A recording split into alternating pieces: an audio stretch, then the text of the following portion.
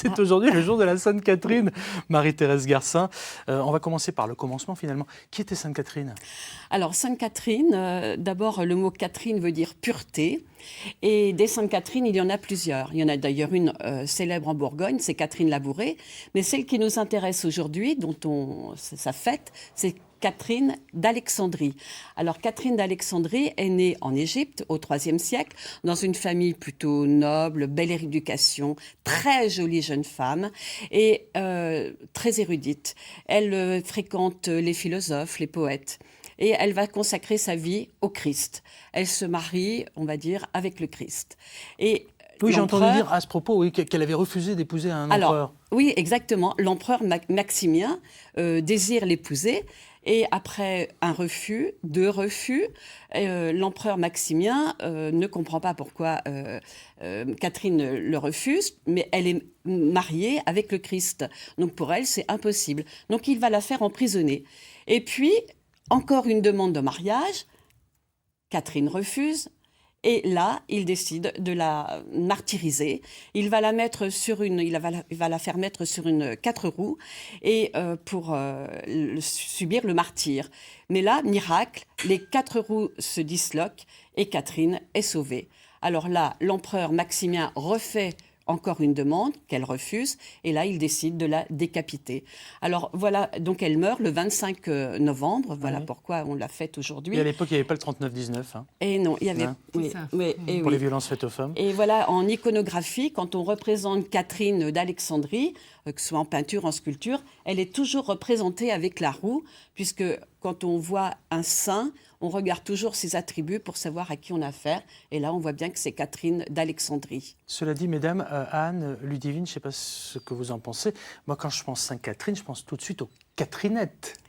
N'est-ce pas ? Mais oui. Alors, c'est Catherinette. Quel est le rapport avec notre Sainte justement, Catherine ? Puisque Catherine a subi le martyre de la roue, puisqu'elle elle a refusé d'épouser Maximien, elle deviendra la patronne alors de plusieurs corporations de métiers, mais aussi des jeunes filles qui ont atteint l'âge de 25 ans. Ah, c'est les fameuses Catherinettes. Et qu'on appelle des Catherinettes. Voilà. Donc, une jeune fille qui a atteint 25 ans peut coiffer Sainte Catherine. Et donc, ses parents, sa famille, ça se passe surtout dans le milieu de la mode. Et encore aujourd'hui, donc aujourd'hui même à Vesoul, eh bien, on va offrir à cette jeune fille de 25 ans pas mariée un chapeau, alors très extravagant, qui représente son métier ou sa passion. Alors, il y a toujours du vert ? Jaune et vert, ça c'est obligatoire. Pourquoi ? Vert, c'est l'espoir de rencontrer un jour son futur mari. Oui, suis-je bête. Ouais. Et jaune, c'est la sagesse que cette jeune fille a acquis au fil des ans. Attention, parce que la couleur jaune, ça peut prêter à confusion alors, aussi parfois dans les couples. Hein. Je dis ça, je dis rien. Oui, ça c'est une autre histoire. Ça vient de Judas qui a trahi Jésus. Voilà, mais ça, je vois Ludivine Gérardin particulièrement attentive sur le chapeau, parce qu'il est très très original, le chapeau des Catherinettes. Il faut que ce soit extravagant. Et ça représente son métier. Et représenter son métier ou sa passion. Hein. Donc ça se fait encore aujourd'hui dans la mode, dans les grands magasins à Paris. Aujourd'hui, on va fêter les Catherinettes. Justement, vous l'avez évoqué un tout petit peu, on en parlait tout à l'heure, on est en Haute-Saône, à Vesoul, avec une fête que vous connaissez, vous qui êtes avec nous, si vous êtes dans le secteur, évidemment, c'est l'une des plus anciennes foires médiévales. Quelle est son histoire à Vesoul ? Alors, au Moyen-Âge, on est une région traversée par les commerçants qui remontent du sud de l'Europe, qui montent sur le nord de l'Europe. Alors, il y a les célèbres foires de Champagne, par exemple la foire de Troyes, la foire de Provins aussi, qui est très célèbre. Et chez nous, eh bien, on aura Vesoul. Et la première fois qu'on va parler de la foire médiévale de Vesoul, il faut remonter à 1295. Donc, cette année, on fête la 724e foire. Alors, il y a eu quelques interruptions, mais voilà. Et donc, au cours de cette foire, toute la ville vit au rythme de cette journée de la Sainte-Catherine. Et alors aussi, c'est les agriculteurs, les paysans qui ont fini les travaux des champs, viennent vendre leur surplus de récolte et puis achètent ce qui leur manque. Mais aussi, c'est l'occasion d'acheter un cochon qu'ils vont élever l'hiver, qu'ils vont engraisser l'hiver.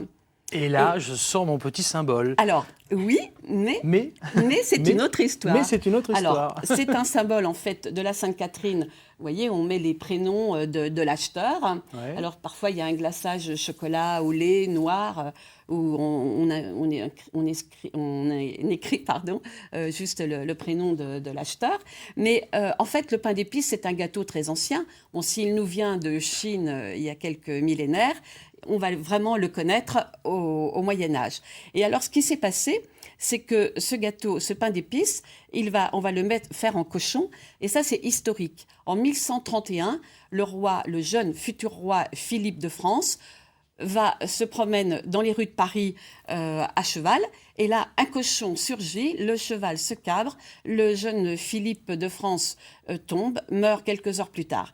Et donc, le roi de France, Louis VI, va interdire les cochons de errer dans les rues de Paris, sauf les cochons de l'abbaye Saint-Antoine. Et donc, pour remercier cette autorisation des cochons des moines de Saint-Antoine, de l'abbaye de Saint-Antoine à Paris, de pouvoir se promener avec une cloche autour du cou, eh bien, les moines vont créer ce pain d'épices en forme de cochon, puisque Saint-Antoine est aussi le patron des charcutiers. Très Alors, bien. la particularité à Vesoul, c'est que voilà, donc vous voyez. Je vais le montrer parce que je ne sais pas si on le voit. Il y a un petit orifice à l'emplacement de la queue. Ouais. Et à Vesoul, on y met un petit sifflet en buis. Et comme ça, une fois que l'enfant. Voilà, vous le voyez, le petit sifflet en buis.